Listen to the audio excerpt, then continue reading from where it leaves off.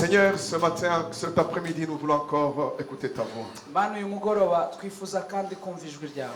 Nous voulons encore écouter la voix du Maître. Turifuza kumva ijwi ry'umwigisha. Merci Seigneur pour ta bonté et ta fidélité. Mwami urakoze kubwo kugira neza kwawe n'umurava La wawe. Bible dit, tu envoies ta parole Bibiliya avuga ngo wohereza ijambo ryawe. et ta parole guérit. Ijambo ryawe rigakiza. Reçois la gloire, Akira icyubahiro, reçois l'honneur, kuzo, reçois la puissance. akira imbaraga. Nous lions tout esprit de distraction. Turahambiriza Nous umwuka mubi ramenons wose toute pensée captive à ton obéissance. kandi tugomore ibitekerezo Et nous byose Kristo. renversons toute hauteur, tout ce qui peuvent s'élever contre Dieu, ta volonté dans nos vies. kandi dukubise hasi ibihome byose n'ibyishyirira hejuru kurwanya ubushake nom bwawe de uyu munsi Jésus. mu izina rya Yesu. Amen. Amen.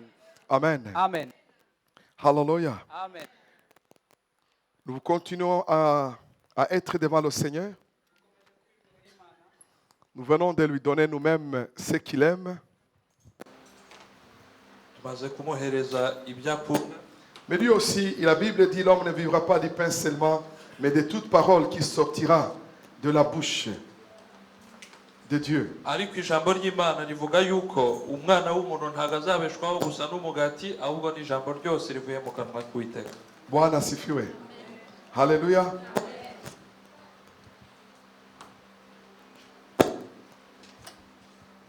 Nous allons prendre nos Bibles. Turafata Bibiliya zacu. Gloire à toi, Seigneur. Nous allons prendre dans Luc chapitre 10, verset 25. Muri Luka igice cya 10:25.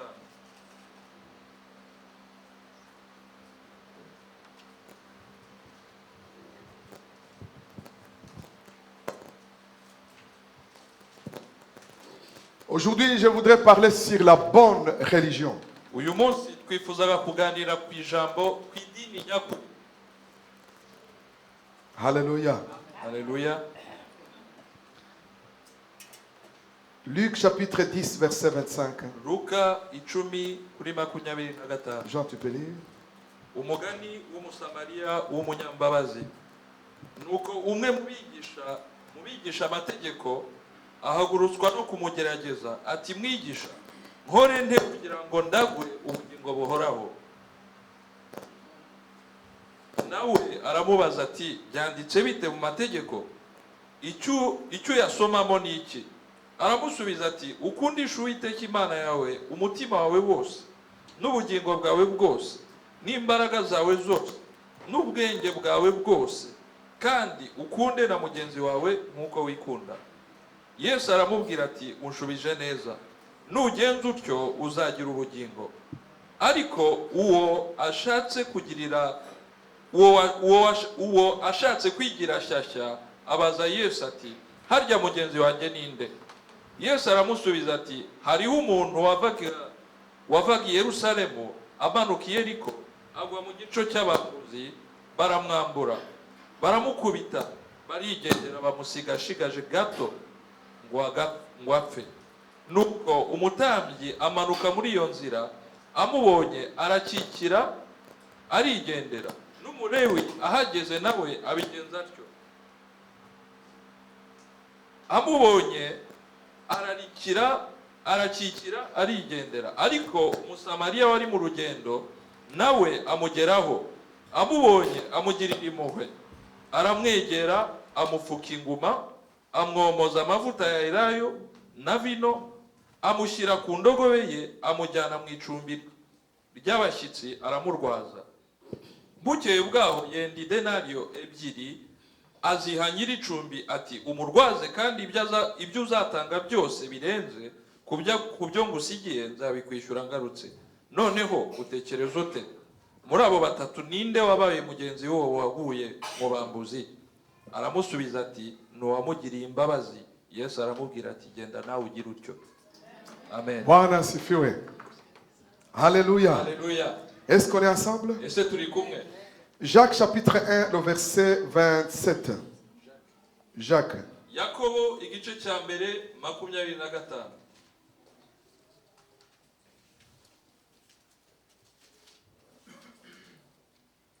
yakobo igice cya mbere 25 baravuga ngo haranditse ngo ariko uwitegereza mu mategeko Non.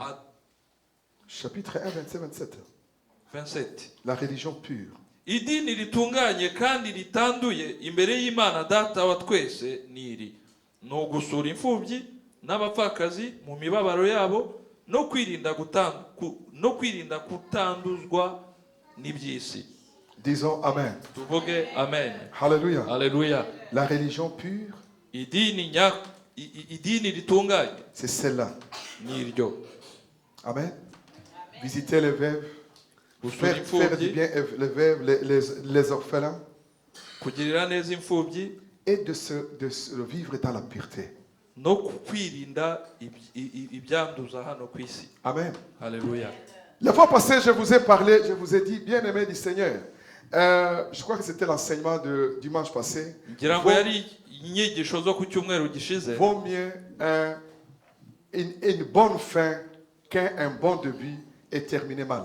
Navuze nti ni byiza kugira itangiriro kugira iherezo ryiza kurusha gutangira neza ngo urangize nabi. Nous sommes dans une course. Turi mu isiganwa. Alléluia. Haleluya. Je vais te dire que, par exemple, aujourd'hui, Uyu munsi ni urugero. je vois que nous sommes le 3 Uyu munsi turi tariki 3 novembre. Ugushyingo. Ce jour n'existera plus jamais. Uyu munsi uriho kandi uzahita. Alléluia. Ntabwo uzongera kubaho. Bwana asifiwe. Imana ishimwe.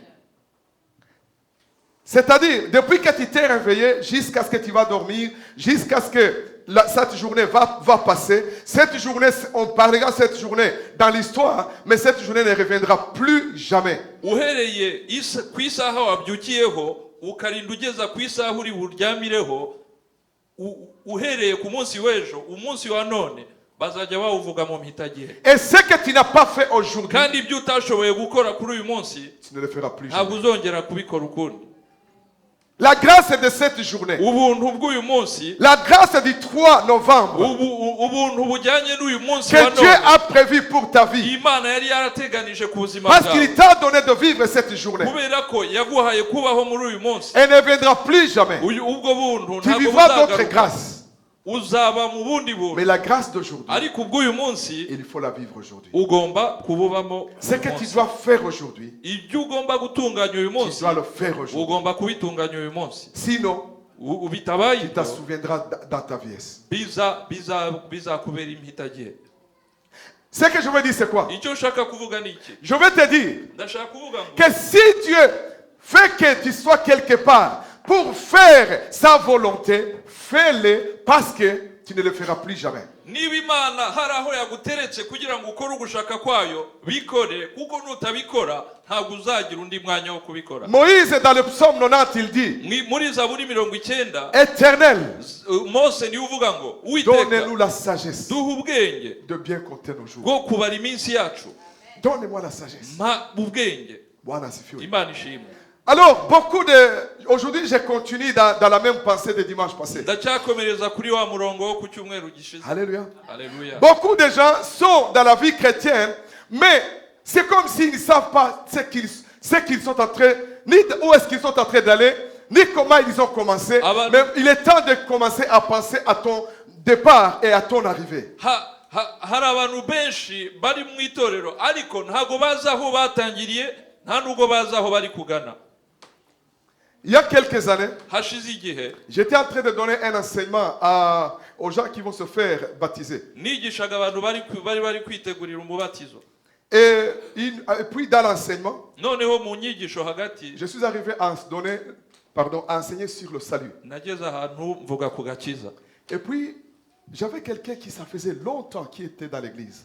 Muri twe hari umuntu wari umaze imyaka igihe kinini cyane mu Elle itorero. était même dans le ministère. Yari ndetse no mu mirimo. Et puis, je ne sais pas comment c'est venu. J'ai dit, écoutez, bien aimé, nous avons tous, chacun de nous sait quelle date de naissance il a sur sa carte d'identité.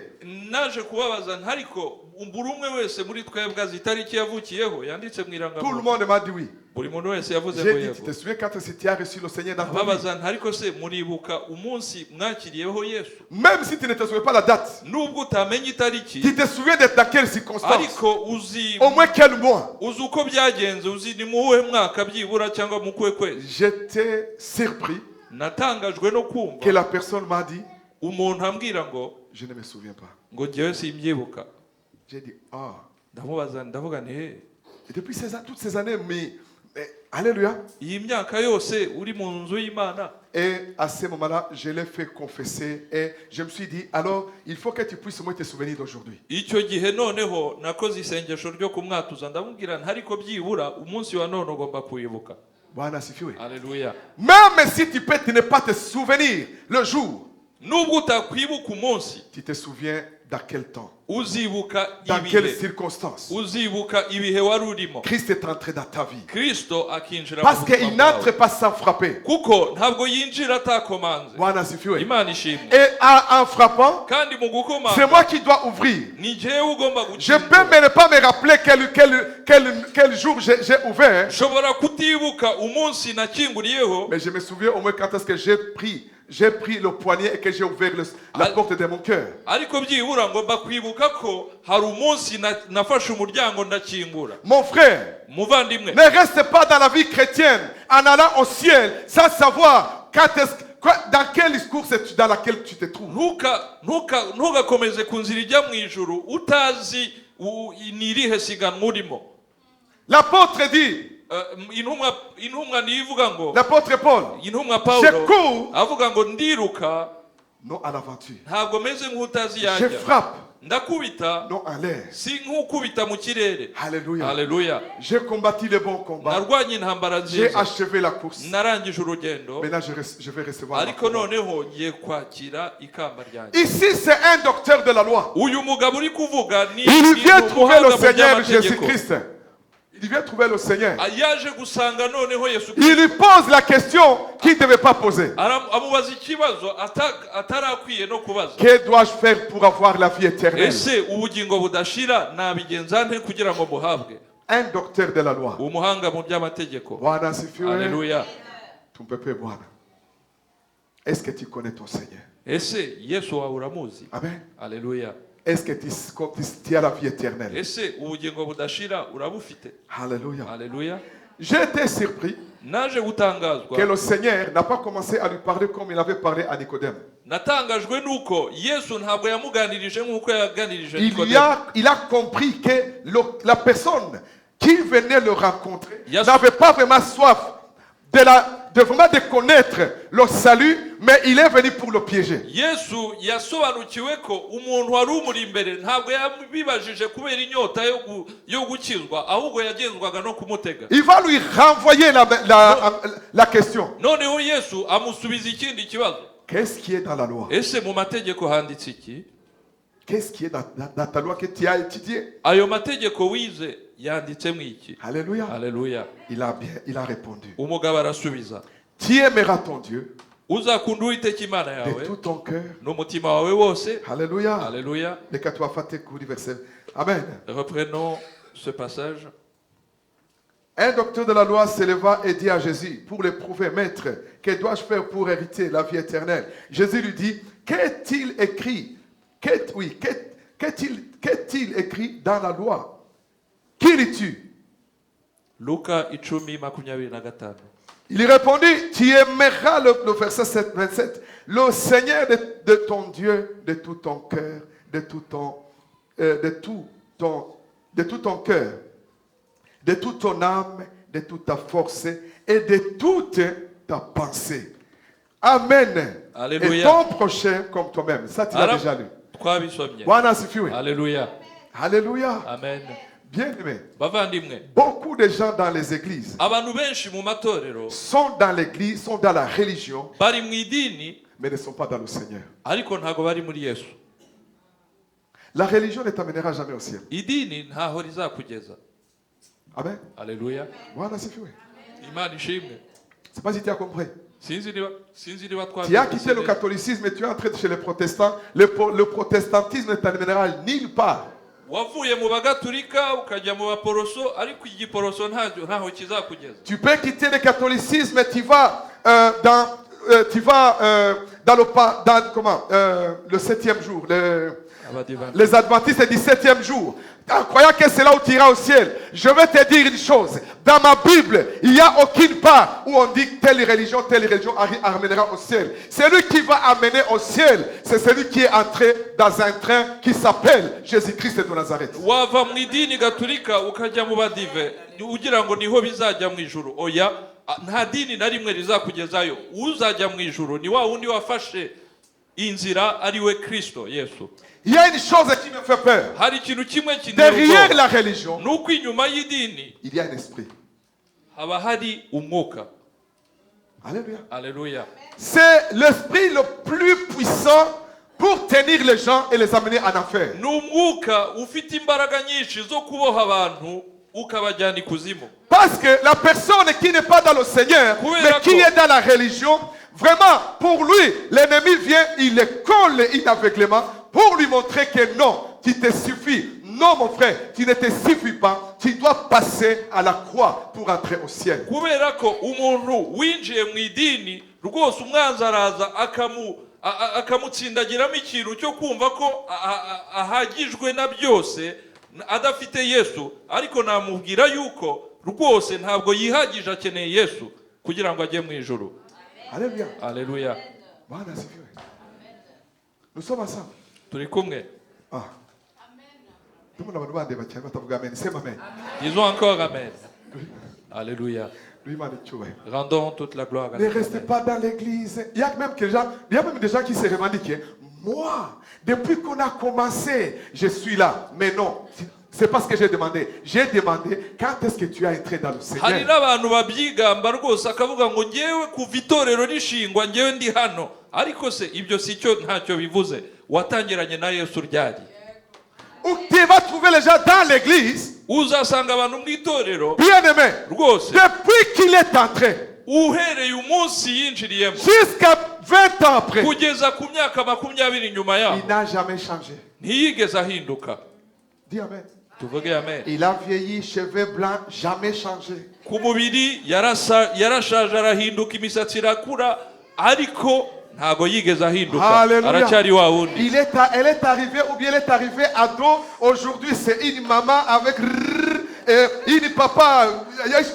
Mais jamais changé. Yinjiye ari umwana mutoya, ubu noneho ni umugabo ukuze, ni umugabo w'igikwerere, ni umudamu w'ibintu. La vie chrétienne c'est une vie de changement.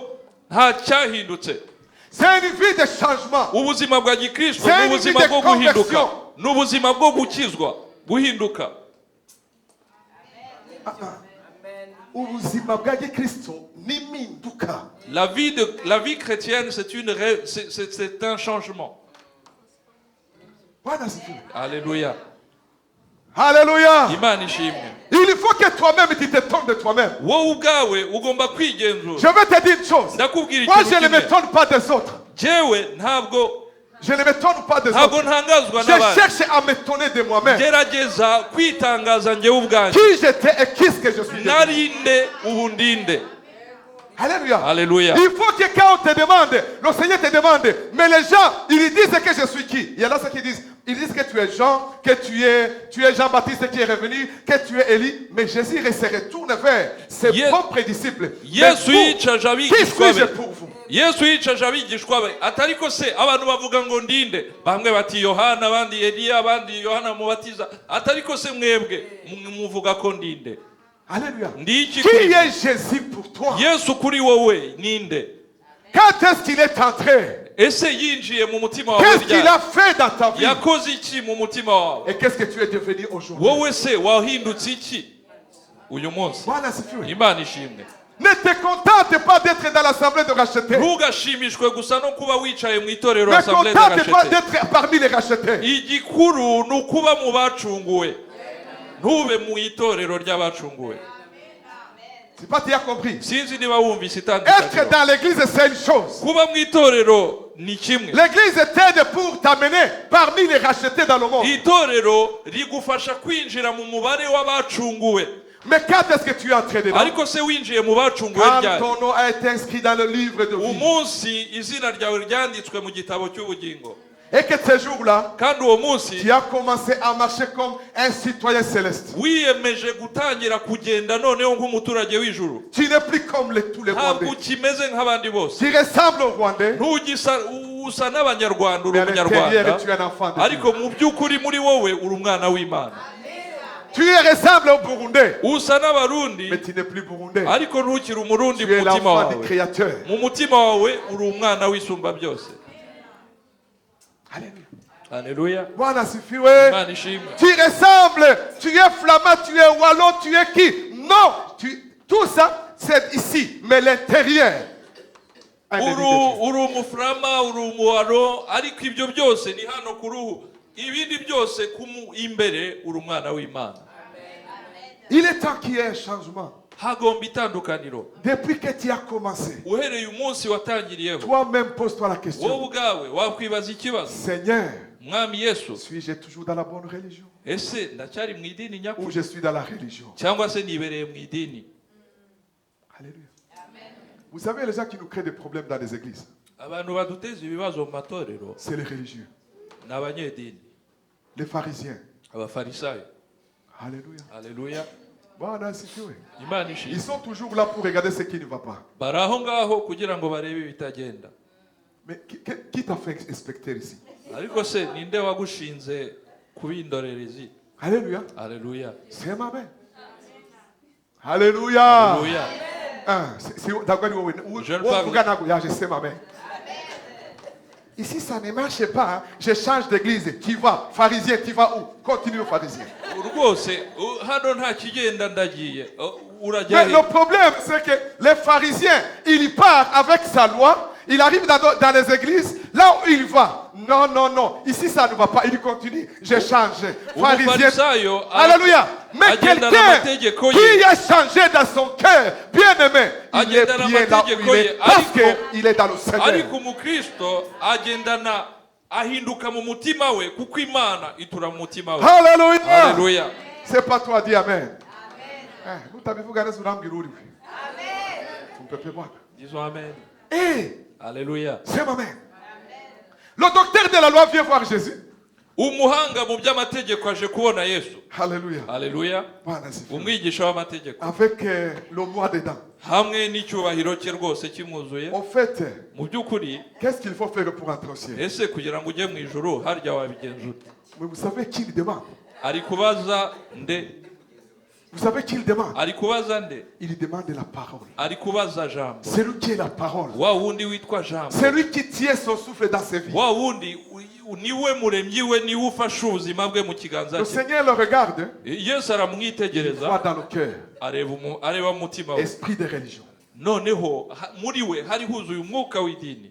Il lui dit, mais Aramubaza ati ariko se qu'est-ce qu'il y a dans ta loi? wowe se mu mategeko wasomye handitse Tu iki? aimeras le Créateur Uzakunda umuremyi wawe de tout ton cœur. n'umutima wawe Ah, wose. j'aime ça. Haleluya. Bien aimé. Aimer Dieu, Gukunda Imana c'est la bénédiction. ni umugisha. Mais Dieu, Ariko on ne Imana l'aime pas ici. ntabwo Imana uyikundisha On l'aime ururimi, ici. uyikundisha umutima. Je répète bien. Bisubiyemo. Tu peux me venir. Vous savez, wankunda cyane il rwose. y a des gens qui connaissent la Bible. Hein. Hari abantu bazi Bibiliya, Alléluia. Il y a les gens qui connaissent bien la Bible. hari abantu bazobereye muri Mais ils Bibiliya. ont appris la Bible pour montrer la connaissance. Ariko Bibiliya bakayigana ubumenyi gusa. Mais derrière la parole de Dieu, Ariko inyuma y'ijambo ry'Imana il y a l'Esprit de Dieu. hariho umwuka w'Imana. Et les enfants de Dieu, Kandi abana b'Imana c'est les enfants de l'Esprit. ni abana b'umwuka. La parole de Dieu Ijambo les ry'Imana transforme tous les jours. rirabahindura buri munsi. Amen. Haleluya. Alléluia. Umuntu akabivugana Yes, rwose n'ijwi riririmba. ashimwe Yes, cyane. gloire à Dieu. Benedata. Bien-aimé. Ah, hallelujah. Anadivimbisha, unadivimbisha. Rwose akagira Tu veux n'imvugo nous écouter? rwose ya kirokore cyane. Kirokore. Alléluia. Haleluya. C'est vrai. Imana ishimwe. Imana. rwose kandi ryajwi namubwiye ngo nyine asenge mana uwiteka mana ikomeye cyane. Haleluya. Alléluia. On essaie d'impressionner avec une voix vraiment, ashaka kubereka yuko azi gusenga, on essaie de ashaka vous kubereka montrer, yuko mwene da d'utiliser une voix remplie d'émotions, etc. umwana muto Mais même un enfant, ukunda imana uzajya mu ijuru. si tu fais comme un enfant et que tu aimes ton Dieu, tu Alléluia. iras au ciel. vuga nk'uko wavugaga Parle naturellement. Haleluya. Alléluia. Sema amen. Parle naturellement. Yewe Reste naturel. nakuri i Burundi. J'ai grandi au Burundi. Amen. Mu myaka dans les années 80. Dans les années 80. Hari mu myaka mu za mirongo ubu jewe inani sinzi ibiro birahabera. hageze kuza ububyutse. haje ububyutse Amen. Niho nakirijwe. niho nakirijwe. ariko bene da avuye ubundi ngewe. Amen. Noneho hari abarokore nibuka yuko nyikizwa hari umuntu abana b'abanyedini eba j'ai changé de voix. Attends Jean, c'est ça. Allez, je vais Bwana sifiwe sana. Alléluia. C'est un conseil qu'on nous a donné qu'on doit rester dans une blague. Alléluia. Alléluia. Il y a les gens qui voulaient nous impressionner. Bien aimé, il parlait normalement. Après la conversion, le langage change pour impressionner les gens. Hari abantu bahinduye imvugo rwose nyuma yo gukizwa kugira ngo gusa abantu babone bagaragaza ikindi kindi umuntu atazi. Bon, moi je parle le Swahili, je vais parler le Swahili. Bwana asifiwe sana. Yesu ashimwe cyane. Hallelujah. Alléluia. Ndugu. Rwose muvandimwe. Ndugu yangu, ibi vitu gani? Muvandimwe, ibi ni Alléluia. biki?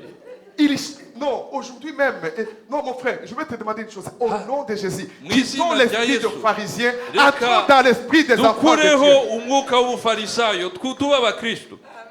Amen. Alléluia. Les gens n'ont pas besoin de ce que tu veux impressionner les gens. Abantu ntago bakeneye yuko bakanga. Les gens, ils veulent voir les fruits de l'esprit. Ahubwo abantu bakeneye gukangishwa n'imbuto wera. Une des choses qui démontre que réellement tu as goûté au Seigneur. Kimwe mu bintu bizagaragaza yuko rwose wasogongeye kuri Kristo. Que tu l'as goûté et que tu l'as avalé. Kandi ko réellement. rwose wamumize wese C'est quand tu portes les fruits du ni Saint-Esprit. igihe uzera imbuto z'umwuka wera. Les fruits du Saint-Esprit, c'est quoi? Imbuto z'umwuka wera. C'est la bonté. Kugwa neza, C'est la ubugwa patience. neza, C'est ukwihangana, la douceur. kugwa neza, C'est kwiyoroshya, La bienveillance. ndetse no kugira neza. Continuez. Ibyo byose C'est ugakomeza. ça, pour ceux qui aiment Dieu. Ni by'aba bandi bakunda Imana ibyo ngibyo. Amen. Alléluia. Quelqu'un qui aime Dieu. Umuntu ukunda Imana, Alléluia. C'est là où je vais en venir. ni naho nshaka gutinda cyane. Je vais te dire une chose. Hari icyo nakubwira. Dire que tu aimes Dieu, c'est une chose. Kuvuga ngo nkunda Imana ni ikintu kimwe. Mais Dieu t'attend au tournant. Ariko Imana ikurindira mu ikorosi. Mon korosi. Alléluia. Alléluia. Dieu t'attend au tournant. Imana igutegereza mu ikorosi. Le tournant, c'est lequel? Aho ni hehe? Moi, tu m'aimes. Urankunda nibyo. Mais tu m'aimes comment? Ariko si unkunda ute? Tu faut m'aimer parmi les hommes. Ugomba kunkunda mu bantu. Comment est-ce que tu diras que tu aimes Dieu que tu ne vois pas si tu n'aimes pas les hommes? Uzavuga ute ko ukunda Imana utabona abantu utabakunda? Alléluia. Alléluia. Au fait, c'est là où maintenant je vais entrer encore dans l'enseignement. Aho niho shaka aho niho ninjiriye mu cyigisho none. Souvent les religieux, Akenshi abanyedini, alléluia, les religieux sont des gens qui connaissent parce qu'avec le temps, vous savez, tu as déjà fait 10 ans, 20 ans dans l'église. umaze imyaka 10, 20 mu itorero Tu as eu toutes les conférences du monde. wakurikiye inyigisho ibiterane byose bishoboka. Maintenant, c'est encore pire parce que par Internet, tu es connecté sur toutes les églises. Ndetse no kuri internet ucometse ku matorero yose ukurikira inyigisho zidasanzwe. Alléluia. Alléluia.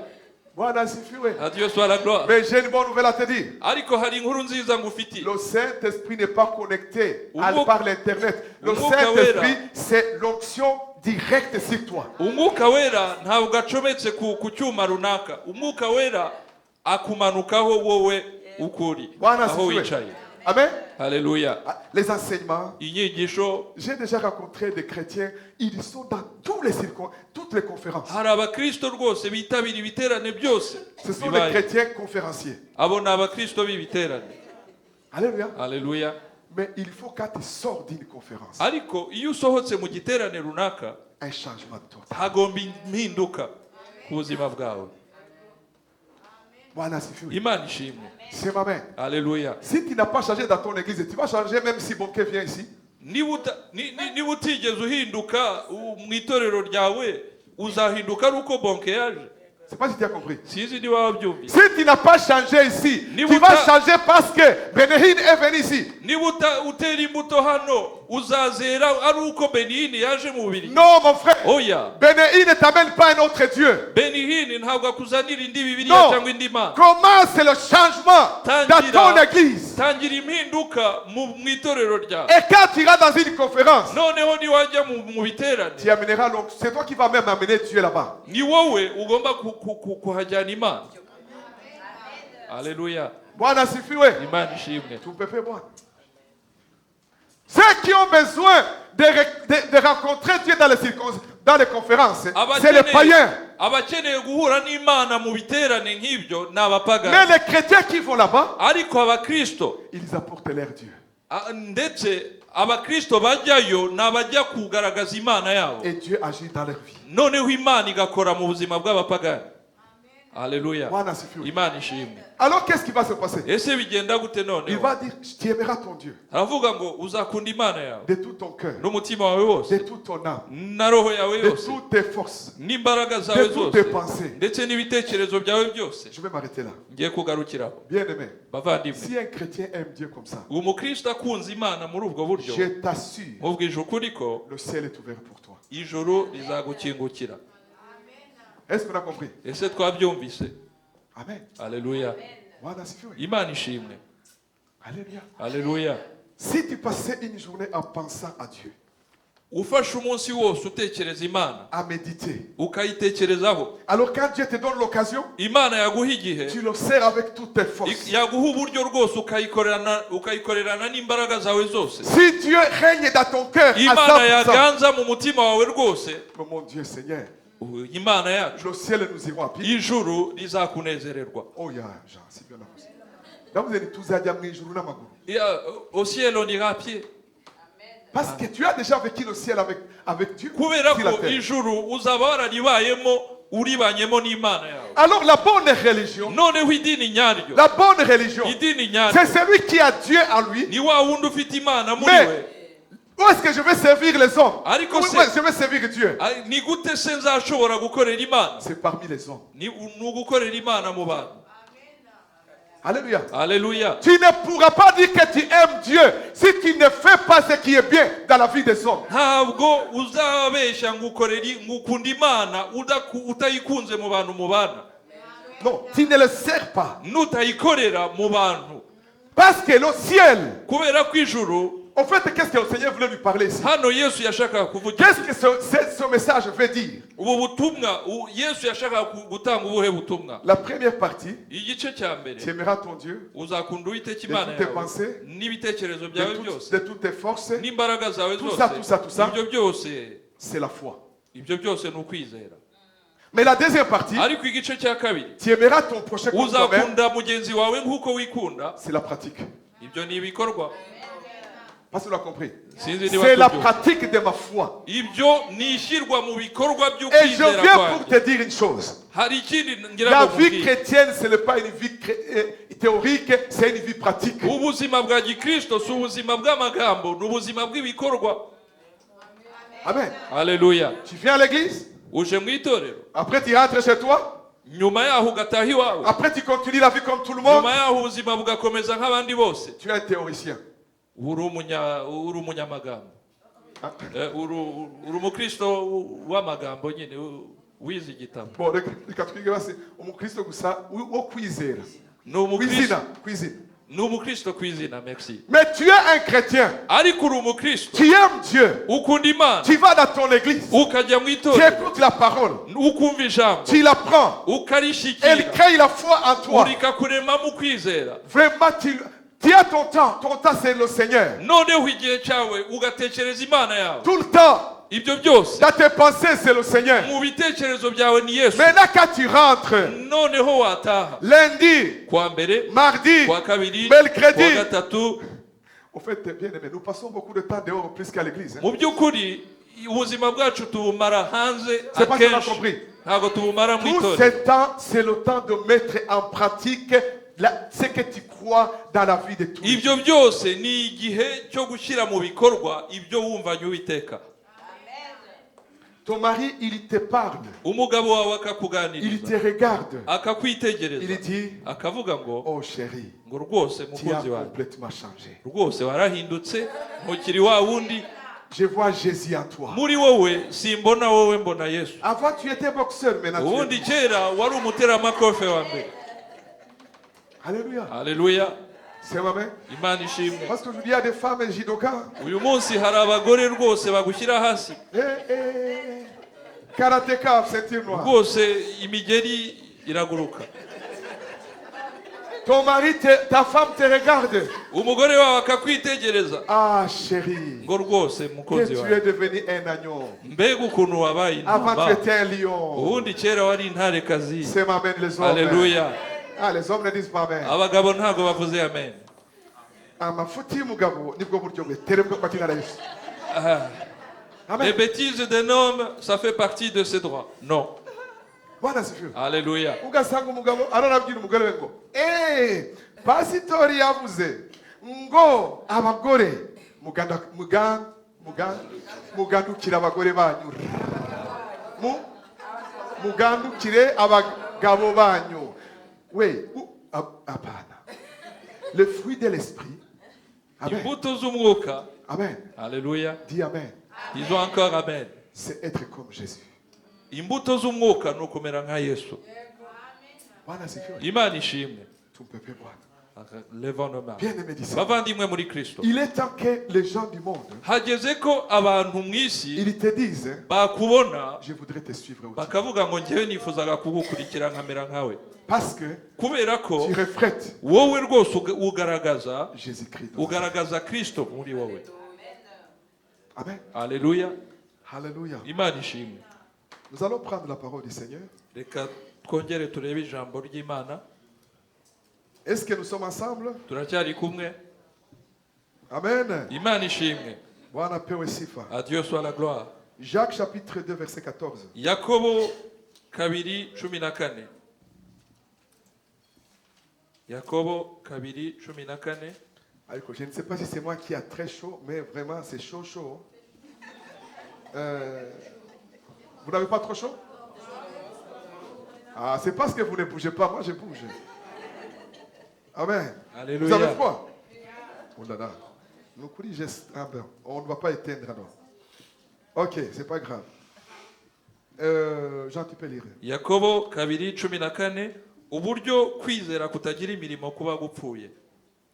Mbese bene data byavura iki niba umuntu avuga yuko afite kwizera nyamara akaba ari nta mirimo akora, bene uko kwizera kwabasha kumukiza? Cyangwa se hagira mwene data w'umugabo cyangwa w'umugore wambaye ubusa kandi akaba abuze ibyo kurya by'iminsi yose, maze umwe muri mwe akamubwira ati genda amahoro ususuruke uhage, ariko ntimumuhe iby'umubiri ukennye, byavura iki? Uko niko no kwizera iyo kudafite imirimo ahubwo kuri konyine kuba gupfuye. Hari umuntu yazavuga ati wehoho ufite ukwizera, njyeweho mfite imirimo, nyereka kwizera kwawe kutagira imirimo, nanjye ndakwereka kwizera kwanjye kugaragazwa n'imirimo yanjye. Wizera yuko Imana ari imwe rukumbi, ibyo ni byiza, ariko abadayimoni nabo barabyizera bagahinda imishyitsi. Wa muntu utagira umumaro we, ntuzi yuko kwizera kutagira imirimo ari imfabusa? Mbese sogokuruza Aburahamu ntiyatsindishirijwe n'imirimo? Alléluia. Alléluia. Amen. Dis amen. Imana ishimwe. Une fois j'ai rencontré quelqu'un. Umunsi umwe nahuye n'umuntu. Alléluia. Alléluia. Cette personne m'a impressionné. uwo muntu rwose J'ai arantangaza dit, l'esprit des religions, tu es méchant au nom de Jésus. ndavuga nti Tu dois- umwuka w'idini rwose uragatsindwa. Eh, uragatsindwa.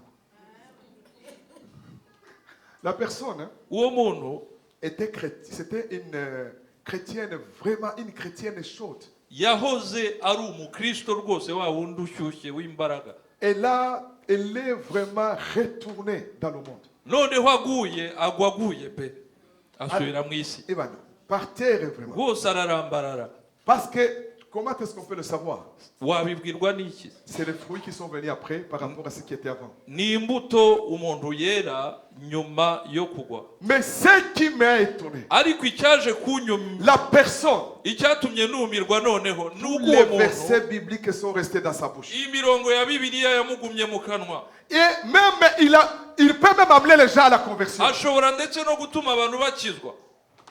Mais elle ne veut pas changer. Ariko ikibazo we ntabwo ashaka guhinduka.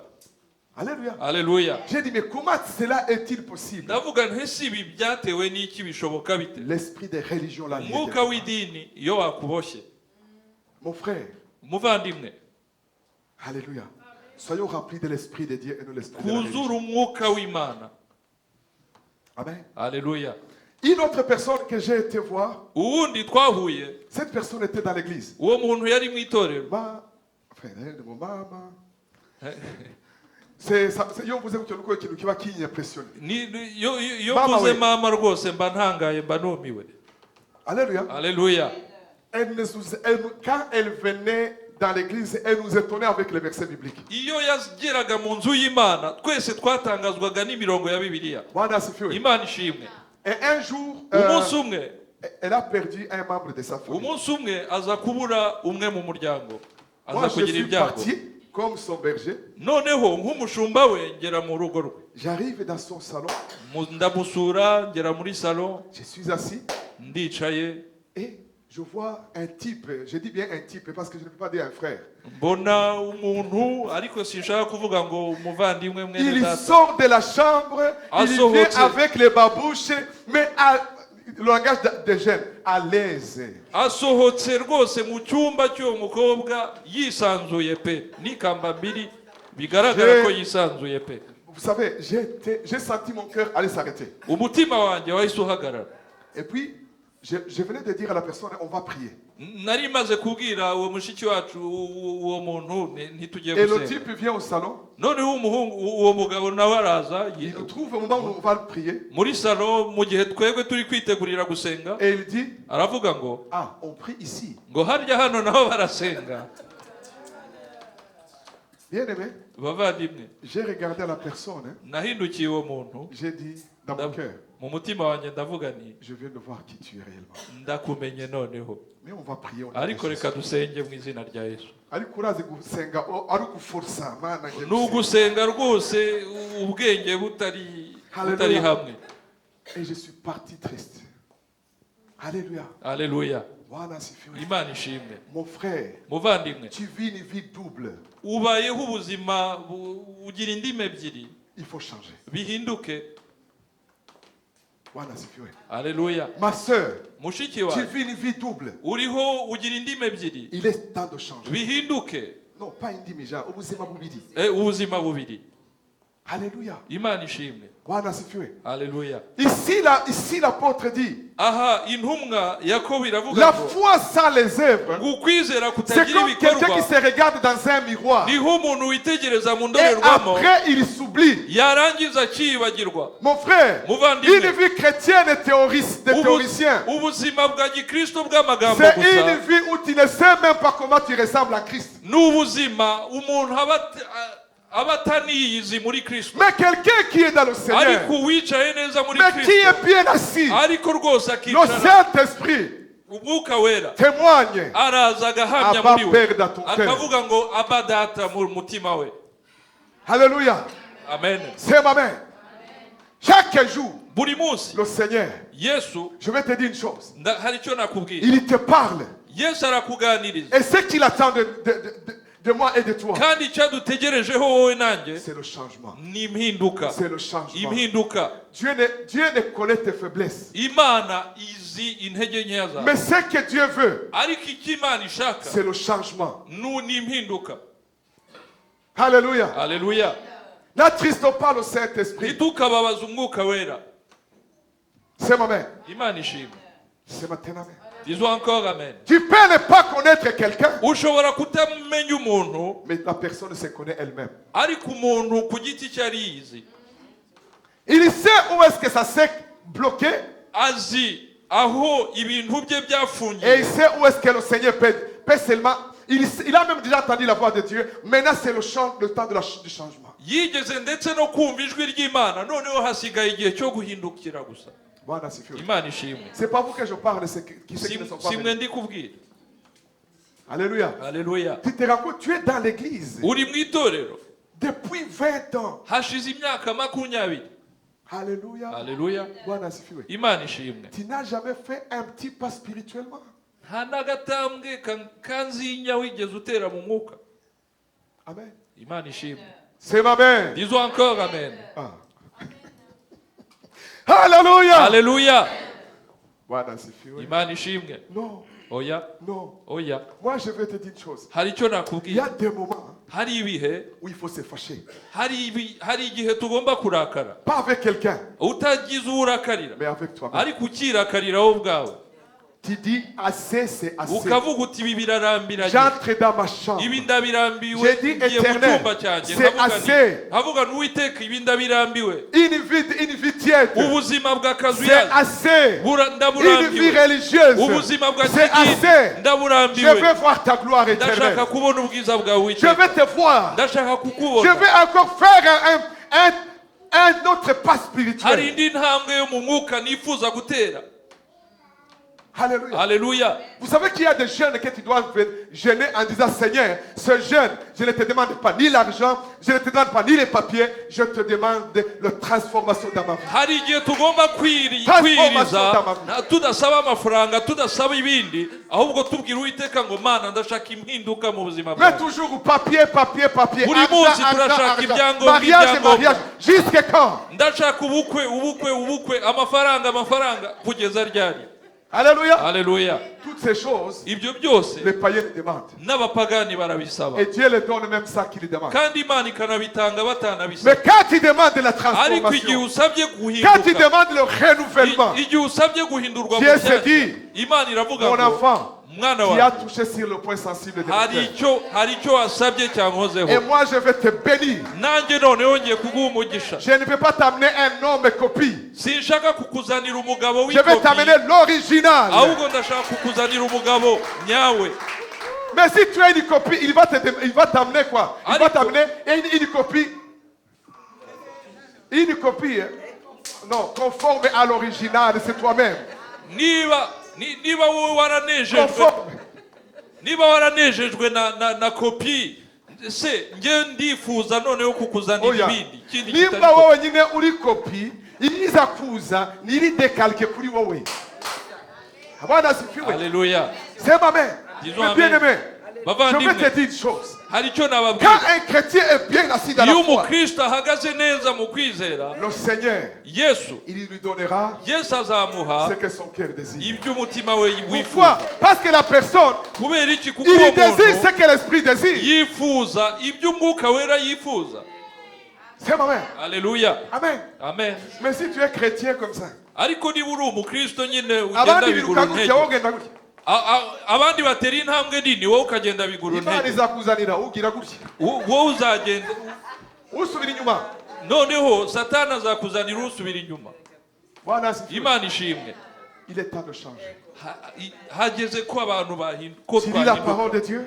Usoma ijambo Tu dis ry'Imana Seigneur, ukavuga uti Imana je suis vaincu.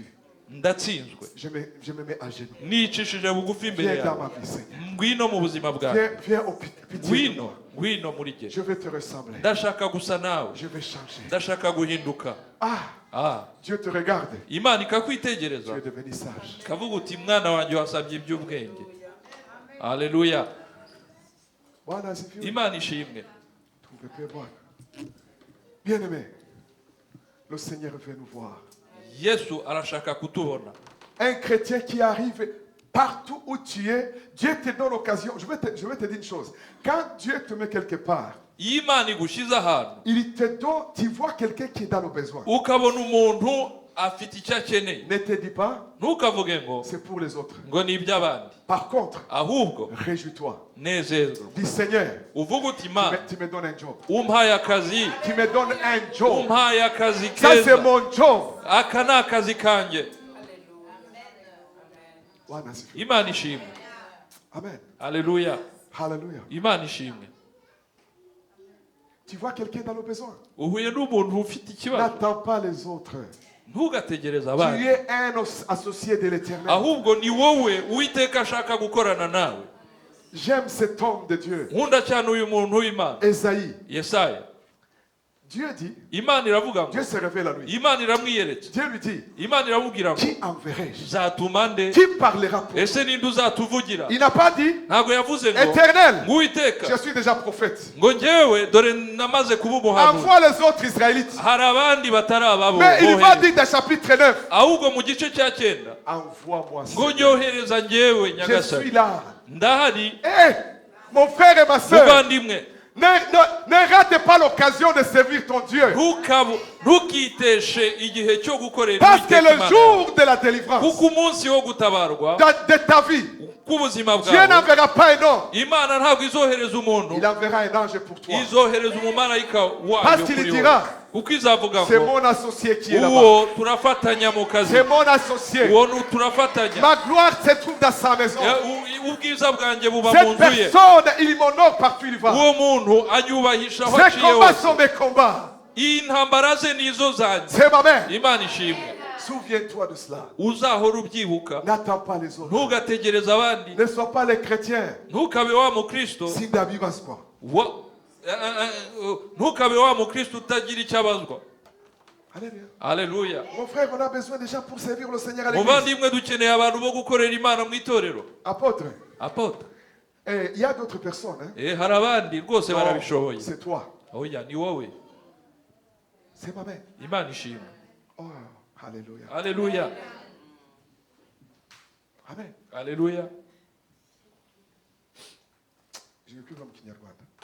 Nta kintu kibi wo kuzataha ujya mu ijuru Imana yakureba ukabona gusa warariye amafiriti y'i Burayi utizigeze ukorera Imana. Rien de moche comme te retrouver au ciel et quand Dieu te regarde, il te dit, tu n'as fait que consommer des frites en Belgique, c'est tout.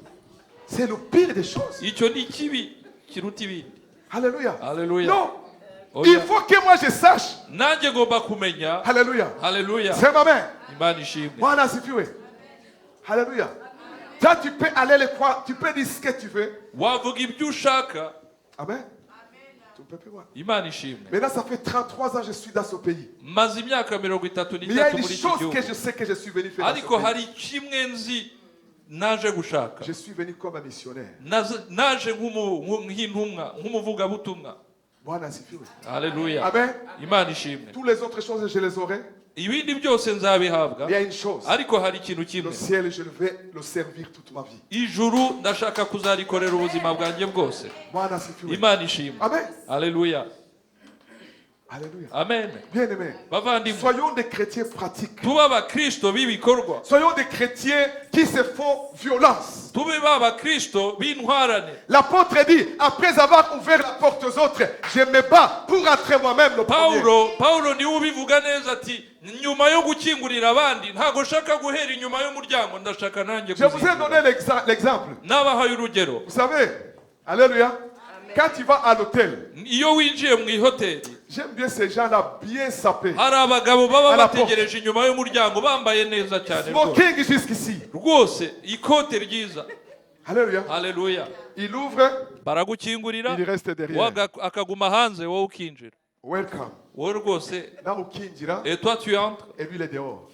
wowe akaguma hanze. Moi, ma porte, hein, je la pousse toujours à l'intérieur. Jewe umuryango wanjye nkinguye mwukingura sunikira imbere. Entrez, mais je suis entré le premier. Hein. Rwose nabanje mwinjire ariko ninjye wababanjirije. Alléluia. Haleluya. C'est ma mère. Imana ishimwe. J'avais mis un programme de prière pendant tout ce temps. Hari gahunda y'amasengesho Ça nashyizeho va muri ibi plus bihe d'un mois, nous byose. sommes dans le combat. turi mu rugamba. Non, non, twari mu rugamba. Twari mu rugamba. Twari turacyakomeje. Et le combat continue. Vendredi, c'était congé. Uyu wa gatanu wari Je me umunsi disais, ntakazi. mes chrétiens, les bien-aimés brebis, ils ont eu le temps de se reposer toute la journée. Le soir, nous allons au combat, nous sortirons. Bien-aimés, intama zanjye rwose zari Mon zifite igihe cyo téléphone kuruhuka sonné. ku mugoroba turaza kugira ibihe byiza absent. mu Je voyais masengesho. sur la liste absent. nkabona abantu Absent. bagenda bavuga bati njye simpari njye simpari njye Haleluya. simpari.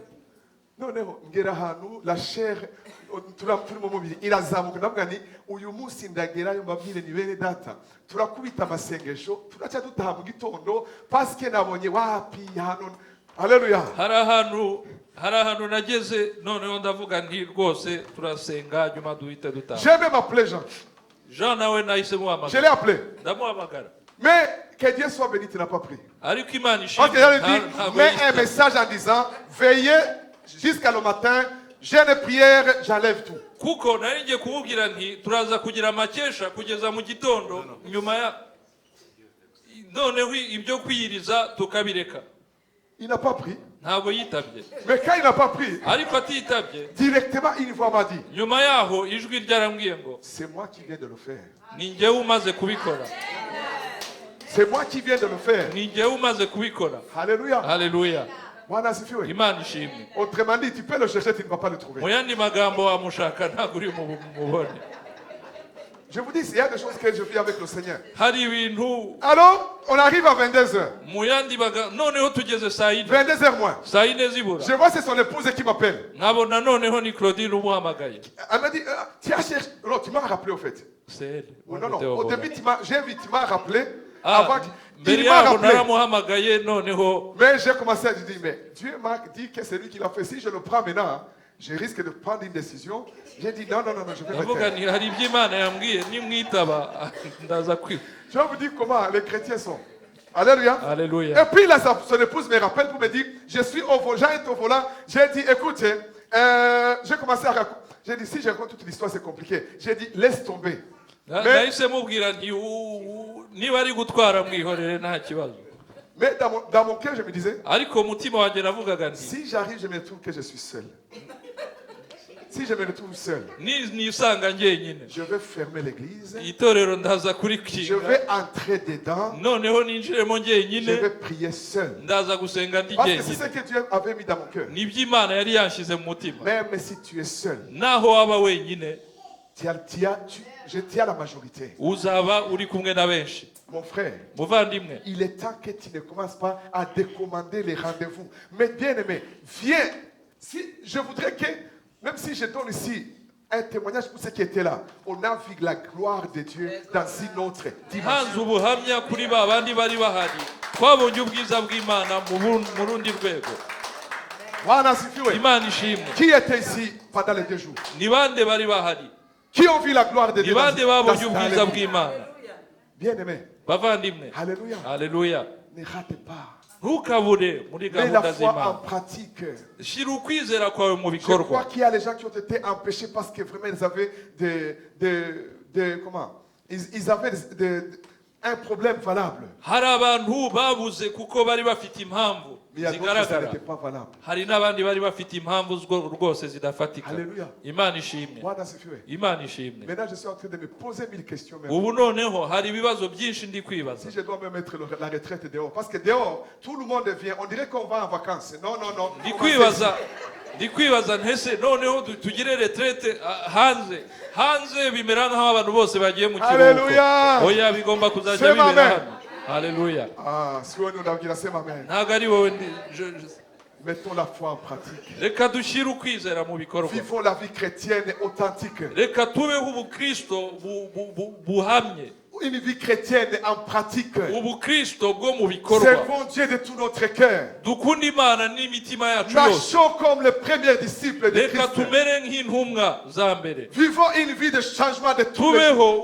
tubeho ubuzima bw'impinduka. Parce que nos jours kubera ko iminsi yacu sont comptés. irabaze. Et que Dieu vous bénisse. Imana iduhe umugisha.